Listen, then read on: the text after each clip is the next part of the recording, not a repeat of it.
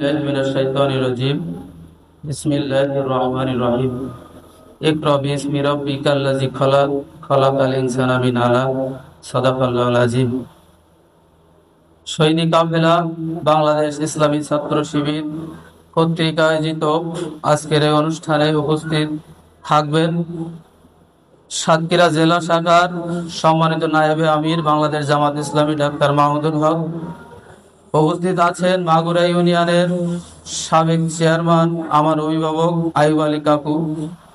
উপস্থিত আছেন অত্র ইউনিয়নে আমাদের সকলের অভিভাবক আমার শ্রদ্ধেয় কাকু কামরুল ইসলাম। উপস্থিত আছেন শিক্ষক বৃন্দ, জাতির বিবেক, সাংবাদিক বৃন্দ এবং আমার সামনে বসে আছে যারা আগামী দিনের একজন দেশের প্রধানমন্ত্রী, রাষ্ট্রপতি, বড় বড় অফিসার হবে সেই ছোট সোনামণিরা সহ সকল উপস্থিতি, সকলের প্রতি রইল আন্তরিক সালাম। আসসালামু আলাইকুম ওয়া রাহমাতুল্লাহ। প্রিয় উপস্থিতি, মর্নিং শোজ দ্য ডে, দিনটা কেমন যাবে তা সকাল হলেই বোঝা যায়। যে গাছটা বাড়ে তার পাতা দেখলেই বোঝা যায়। আজকে আমাদের এই যে সোনামণিদের যে অর্জন, সে অর্জন আমরা এখানে অনেকেই ছাত্র জীবনে করতে পারে নাই। তাদেরকে আমি সাধুবাদ জানাচ্ছি। অনেক বড় হবে, দেশের জন্য, দশের জন্য কাজ করবে।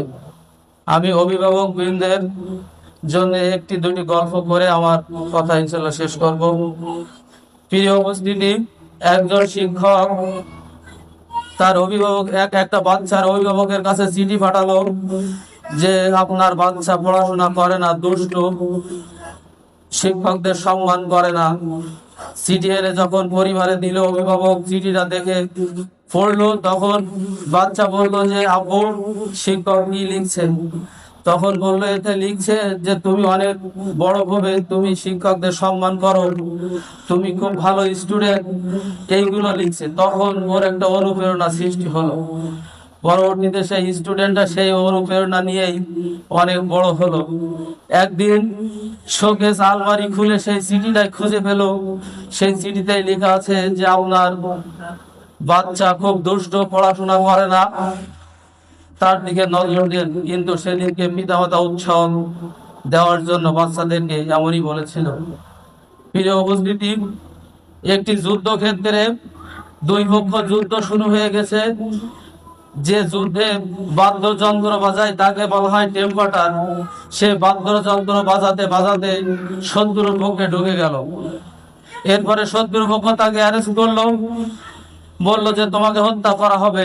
তখন বললো আমাকে কেন হত্যা করবেন? আমি তো কিছুই না, আমি শুধু বাদ্যযন্ত্র বাজাই। তখন বললো যে তুমি ওই বাদ্যযন্ত্র বাজিয়ে তোমার টিমকে উৎসাহ দাও, যার কারণে আজকে আমরা হেরে যাচ্ছি। তুমি সবচেয়ে বড় যোদ্ধা হতে, তোমাকে হত্যা করা হবে। প্রিয় উপস্থিতি, এই জন্য আমাদের বাচ্চাদেরকে আমরা যাতে কোনোভাবে মনোবল ভেঙে না দেয়, এজন্য আমাদেরকে খেয়াল করতে হবে। অভিভাবকদের কাছে আমি আরেকটি প্রশ্ন ছুড়ে দিতে চাই। দেখেন, এখান থেকে 20 বছর আগে যে শিক্ষার মান ছিল, এখন কিন্তু শিক্ষার মান অনেক ডেভেলপ হয়েছে। হয়েছে কিনা বলেন? অনেক ডেভেলপ হয়েছে। কিন্তু আপনাদের কাছে প্রশ্ন, বলেন তো, এখান থেকে 20 বছর আগে বাংলাদেশের যে বৃদ্ধাশ্রম ছিল, যে পতিতালয় ছিল, এখন তার চেয়ে বহুগুণ বেড়েছে না কমেছে? তাহলে এটা উচিত ছিল শিক্ষার মানের সাথে সাথে বৃদ্ধাশ্রম, পতিতালয় এগুলো কমে যাবে, কিন্তু বাড়ার কারণ কি? আমাদের এই রোগটা আগে চিহ্নিত করতে হবে।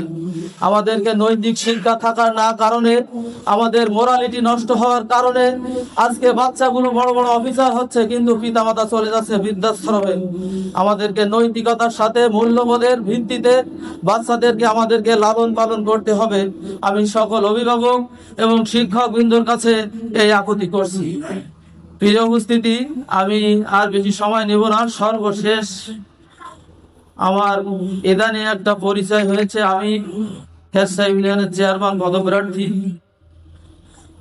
আপনাদের কাছে দোয়া চাচ্ছি যে যদি এই ইউনিয়নের আমাকে আপনারা সেবা করার সুযোগ দেন, যদি মনে করেন যে আমি এই ইউনিয়নের চেয়ারম্যান হওয়ার জন্য যোগ্য, তাহলে আপনারা সহযোগিতা করবেন।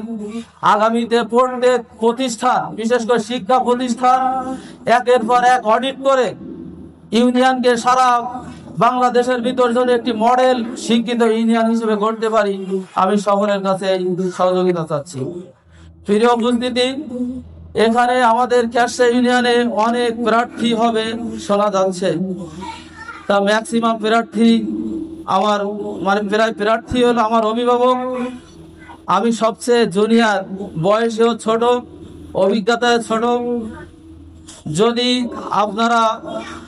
আপনারা খেয়াল করবেন যে সবচেয়ে যোগ্য, যার দিয়ে এই ইউনিয়নকে সুন্দরভাবে সাজানো সম্ভব, তাই সে যেই হোক, আপনারা তাকে নির্বাচিত করবেন, এই ইউনিয়নটা যাতে সুন্দরভাবে গড়া যায়।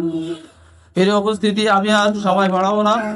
আপনাদের এই মূল্যবান সময় এখানে নষ্ট করার জন্য আমি সকলের কাছে ক্ষমা চাচ্ছি। সাথে সাথে ইসলামী ছাত্র শিবির যারা আয়োজন করেছে তাদেরকে সাধুবাদ জানিয়ে সকলের সুস্বাস্থ্য কামনা করে আমার সংক্ষিপ্ত কথা এখানে শেষ করছি। আসসালামু আলাইকুম ওয়া রাহমাতুল্লাহ।